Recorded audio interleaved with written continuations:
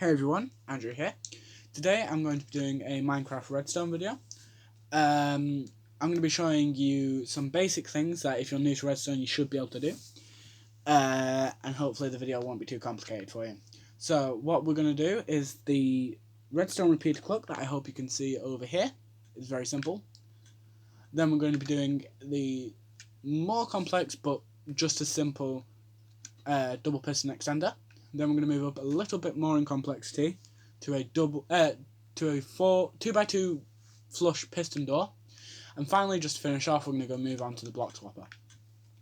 So first off on our list of redstone contraptions is the redstone clock. So here we have a very fast moving redstone repeater clock. It's very simple to build. All you will need is 2 repeaters, as you can see here, redstone lines running into both of them. However, the trick to get it done, because as you can see, it's not actually being powered from everywhere, it's continually powering itself. The trick to doing this is to go and get a redstone torch. So you want to place a repeater facing this way, move on to the other side, place a repeater facing this way, and connect these 2 repeaters with redstone. You want to then also place a piece of redstone there, and then place a torch here, which will power the entire system.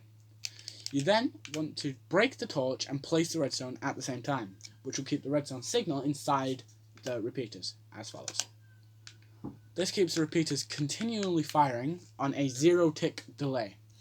As these both are on 1 tick, they cancel each other out and become a 0-tick delay. However, when you move it out, as you can see, it goes slightly slower, returning to its normal 1-tick delay. When you break it, it becomes a 0-tick delay once again. This is very effective for things such as if you're trying to defend your base, placing a redstone line here and connecting it to a dispenser. As you can hear, it fires every single tick instead of firing every other tick with some other forms of clocks. So that's it for the redstone clock. As I said, very simple. And we will move on to the double piston extender. Okay, so we're over here at the double piston extender now.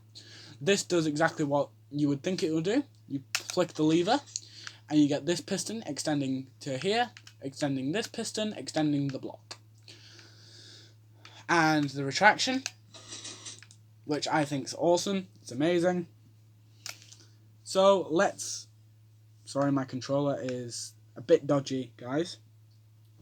Let's try and look past that. But let's move on to the building of this thing. So we've come quite far away from it, and here's how you build it. So you want to take a block of your choice and place it in a 3x3 grid like this.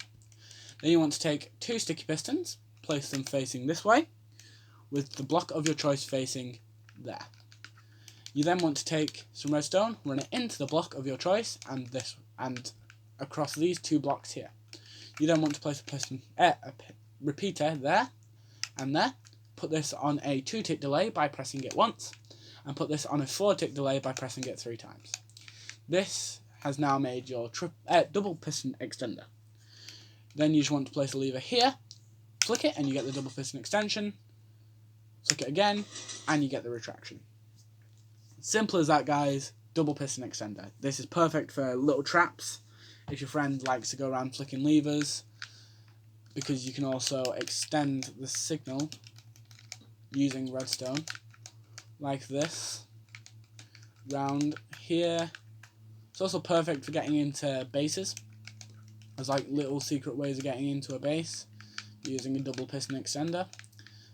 We can place a lever here, press this, stand on the double piston extender, press this lever again, and we'll fall.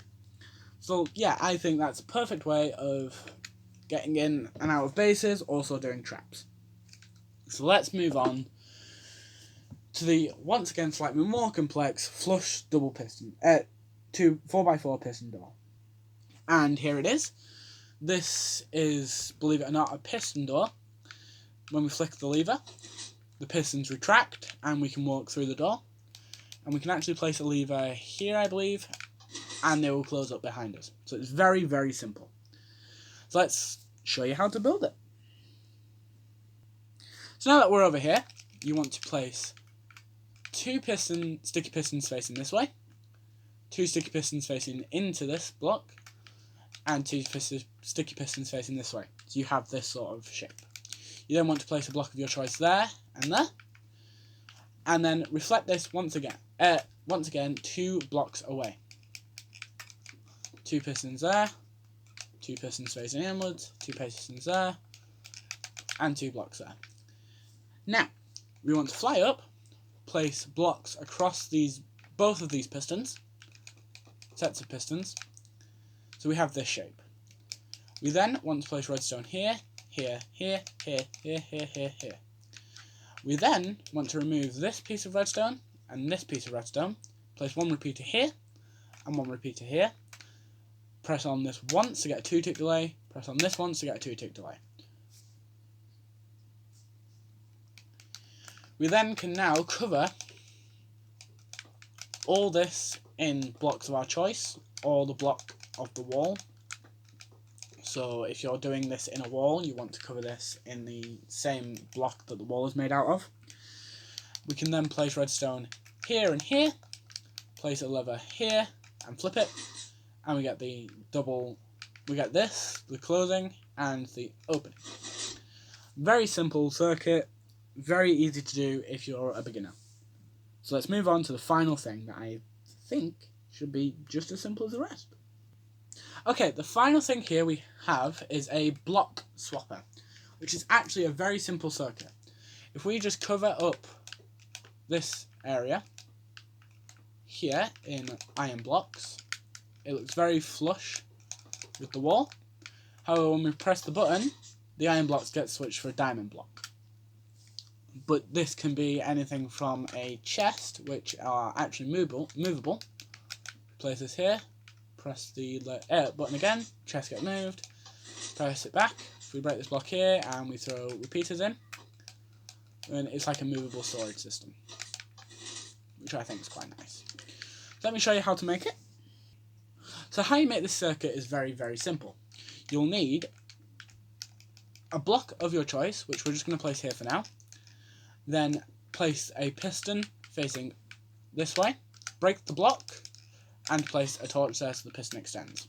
We're going to have a crafting bench switch with an iron block, so we're going to place the crafting bench there. You can build a wall around it if you'd like. We're just going to build a little tiny wall here, just so the concept is proven. So you want to go around to the back of this here, and place 1 repeater facing this way, and 1 repeater facing this way. No delays on them. You want to place a block of your choice here and here. On the face of these blocks, you want to place torches. These will actually turn off because the block is being powered. I will show you how that works later on in another video. We will then place normal pistons, non-sticky variation. 1 here. And here we are going to place the iron block, and 1 on top of this torch here. We are then going to place redstone here and here. Now to power this, you want to break underneath here until you reach the torch, and you want to run a redstone line from the block that the torch is on to whatever you're going to power this thing with. Then grab a button,